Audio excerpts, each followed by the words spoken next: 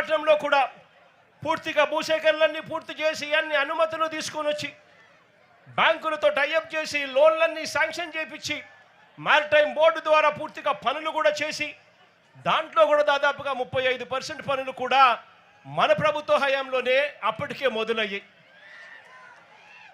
కాకినాడ వద్ద ఇంకొక private port కూడా వేగంగా పనులు చేయడం కూడా మొదలెట్టింది. నేను అడుగుతా ఉన్నాను, ఆ 4 పోర్ట్లకు సంబంధించి సరే ప్రైవేట్ పోర్ట్ పక్కన పెడితే ఆ మిగిలిన 3 పోర్ట్లు గవర్నమెంట్ రంగంలో ఉన్న 3 పోర్ట్లు ఇప్పటికే 2 సంవత్సరాలు అయిపోతా ఉంది. ఎందుకు ఆ ప్రాజెక్టులలో పనులు జరగడం లేదు అని చెప్పి చంద్రబాబు నాయుడు గారిని గట్టిగా నిలదీస్తూ అడుగుతా ఉన్నాను.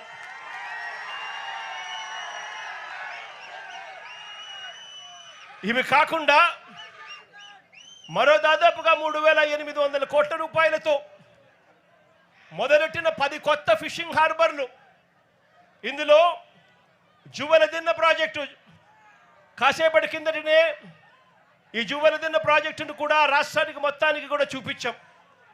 ఈ ప్రాజెక్టు వైఎస్ఆర్సీపీ ప్రభుత్వ హయాంలోనే దాదాపుగా 300 కోట్ల రూపాయలతో పూర్తిగా ఖర్చు చేసి మార్చి 12వ తారీఖున ఈ ప్రాజెక్టును వర్చువల్గా కూడా ఇనాగ్రేట్ చేసే కార్యక్రమం కూడా జరిగింది.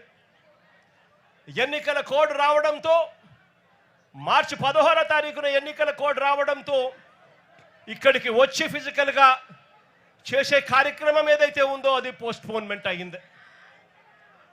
ఇదే ప్రాజెక్టును మళ్ళీ ఎన్నికలు అయిపోయిన తర్వాత మోడీ గారు ఆగస్టులో మళ్ళీ ఆయన కూడా వర్చువల్గా దీన్ని స్టార్ట్ చేశారు. ఇదే జువ్వలదిన్న ప్రాజెక్టు అన్ని రకాలుగా పూర్తయిపోయిన ఈ ప్రాజెక్టు ఇక్కడే ఈ ప్రాజెక్టులో మత్స్యకారులందరికీ కూడా ఎక్స్క్లూజివ్లీ ఫిషింగ్ హార్బర్ ఏర్పాటు చేసిన ఈ ప్రాజెక్టు మన కళ్ళ ఎదుటే కనిపిస్తుంది.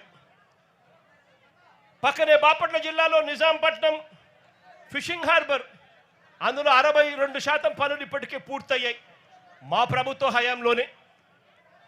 కృష్ణా జిల్లాలోని మచిలీపట్నం హార్బర్ను అక్కడ దాదాపుగా 57% పనులు పూర్తయ్యాయి మన ప్రభుత్వ హయాంలోనే. కాకినాడ జిల్లా ఉప్పాడలో మరో ఫిషింగ్ హార్బరు మన ప్రభుత్వ హయాంలోనే 56% పనులు పూర్తయ్యాయి. ఈ 4 ఫిషింగ్ హార్బర్లు యుద్ధ ప్రాతిపదికన అడుగులు వేగంగా ముందుకు పడతా ఉన్న పరిస్థితులు.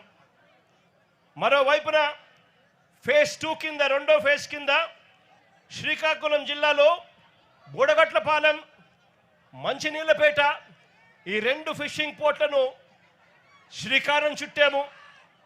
అనకాపల్లి జిల్లాలో పూడిమడక కూడా శ్రీకారం చుట్టాము. పశ్చిమ గోదావరి జిల్లాలో బయ్యపు తిప్ప దగ్గర మరో ఫిషింగ్ హార్బర్కు శ్రీకారం చుట్టాము.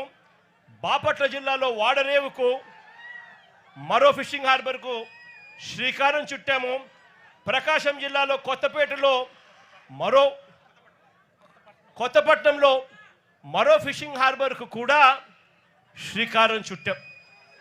ఇవి ఫేజ్ 2 కింద ఈ ప్రాజెక్టులన్నీ కూడా ఫిషింగ్ హార్బర్లన్నీ కూడా తయారయ్యేందుకు రంగం సిద్ధం చేశాం.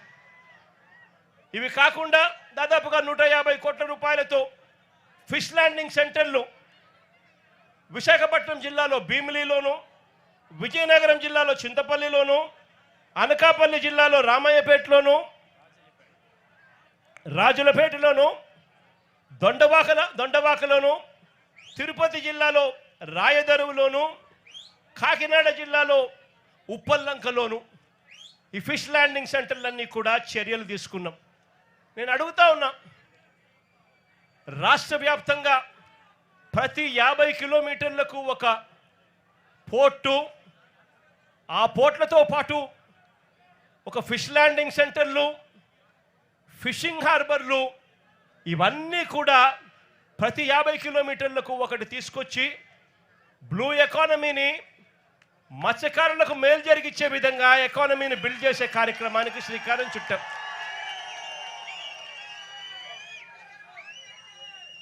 మత్స్యకారులందరికీ కూడా మంచి జరగాలని చెప్పి ఎక్కడెక్కడ మత్స్యకారులు ఉన్నారో వాళ్ళందరినీ కూడా మ్యాపింగ్ చేసి ఏకంగా ప్రతి చోట వాళ్ళ కోసమే ఈ ఫిషింగ్ హార్బర్లన్నీ కూడా నిర్మించడానికి శ్రీకారం చుట్టాం.